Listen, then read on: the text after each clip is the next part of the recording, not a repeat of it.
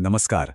दिल्ली सल्तनत के इतिहास को देखें तो उसमें एक दौर ऐसा आता है जो चला तो सिर्फ 30 साल, लेकिन उसने भारत के नक्शे और कह सकते हैं सत्ता की परिभाषा को ही हमेशा हमेशा के लिए बदल दिया। तो चलिए आज खिलजी राजवंश की इसी दिलचस्प कहानी को समझते हैं। हाँ, आपने सही सुना। सिर्फ 30 साल। सुनने में तो ये बहुत छोटा सा वक्त लगता है ना? लेकिन इन 3 दशकों में जो कुछ भी हुआ उसका असर इतना गहरा था कि क्या ही कहने। ये कहानी है रफ्तार की और बहुत बड़े बदलाव की। तो इस पूरी कहानी को समझने के लिए हम इसे 5 हिस्सों में देखेंगे। सबसे पहले राजवंश की नींव कैसे पड़ी, फिर जलालुद्दीन का उदार शासन कैसा था, उसके बाद अलाउद्दीन का उदय, फिर अलाउद्दीन का वो सख्त कंट्रोल, और आखिर में खिलजी राजवंश का अंत कैसे हुआ। तो चलिए शुरू करते हैं पहले हिस्से से, राजवंश की नींव।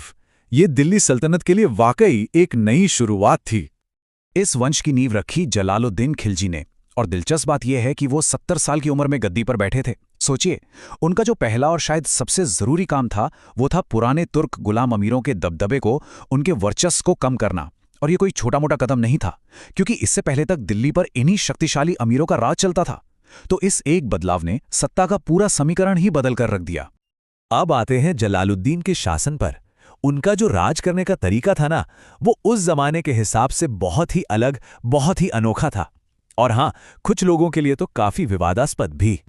देखिए, जलालुद्दीन का ये जो दर्शन था ये सच में गौर करने लायक है। उनका मानना था कि क्योंकि भारत में ज्यादातर लोग हिंदू हैं तो राज्य को पूरी तरह से एक इस्लामी राज्य नहीं बनाया जा सकता। मतलब वो ये कह रहे थे कि एक राज्य को अपनी प्रजा के समर्थन पर टिकना चाहिए, सिर्फ जोर जबरदस्ती या ताकत पर नहीं। उस दौर के लिए ये सोच सच में क्रांतिकारी थी। और यहीं पर कहानी का सबसे बड़ा ट्विस्ट, सबसे बड़ा कॉन्ट्रास्ट सामने आता है। एक तरफ थे जलालुद्दीन खिलजी जो नरमी की नीति अपनाते थे, विद्रोहियों को माफ तक कर देते थे जिन्हें कुछ लोग कमजोर भी समझते थे। और दूसरी तरफ था उनका भतीजा अलाउद्दीन खिलजी।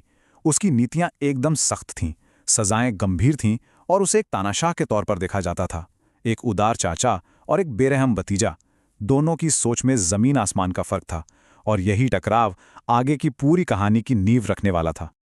तो चलिए अब कहानी के उस मोड़ पर आते हैं जहां अलाउद्दीन का उदय होता है। एक ऐसी शख्सियत जिसकी महत्वाकांक्षा और जिसके कामों ने इस पूरे राजवंश की पहचान ही बदल दी। तो ये अलाउद्दीन था कौन? उसका असली नाम था अली गुरशस्प। वो जलालुद्दीन का भतीजा भी था और दामाद भी। लेकिन उसकी पहचान सिर्फ इतनी ही नहीं थी। 1292 में उसने भिलसा जीता और फिर 1294 में उसने दक्षिण में देवगिरी पर एक बहुत ही कामयाब हमला किया। इन जीतों ने ये बात साफ कर दी कि वो सिर्फ एक रिश्तेदार नहीं, बल्कि एक जबरदस्त कमांडर और एक कमाल का रणनीतिकार है।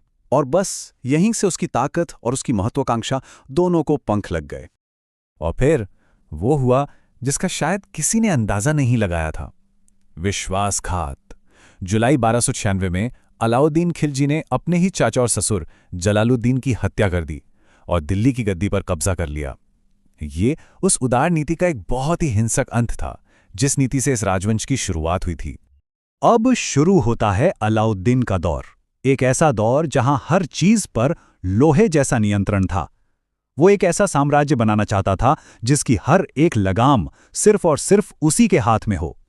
लेकिन यहां एक सवाल खड़ा होता है, अलाउद्दीन के शुरुआती दौर में इतने विद्रोह क्यों हो रहे थे? जब वो इतना ताकतवर था तो बार बार ये बगावतें क्यों सिर उठा रही थीं? आखिर असल समस्या थी क्या?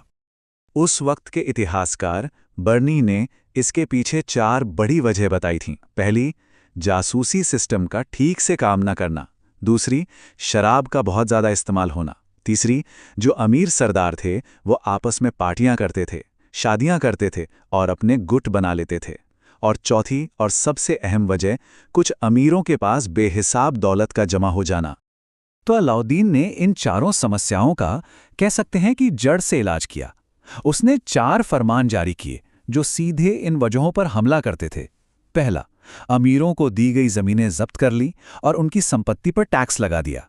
दूसरा, जासूसी सिस्टम को इतना मजबूत बनाया कि कोई परिंदा भी पर ना मार सके।